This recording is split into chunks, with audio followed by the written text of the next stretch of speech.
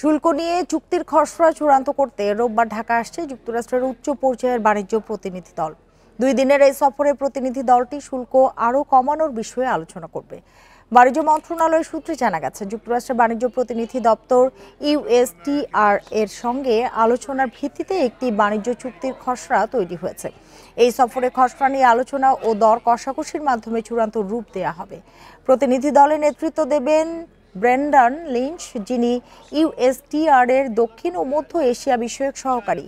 এর আগে বাণিজ্য উপদেষ্টা শেখ বশির উদ্দিন এবং জাতীয় নিরাপত্তা উপদেষ্টা খলিলুর রহমান জানিয়েছেন, 20% পাল্টা শুল্ক কমিয়ে 15% নামিয়ে আনার বিষয়ে আলোচনা চলছে।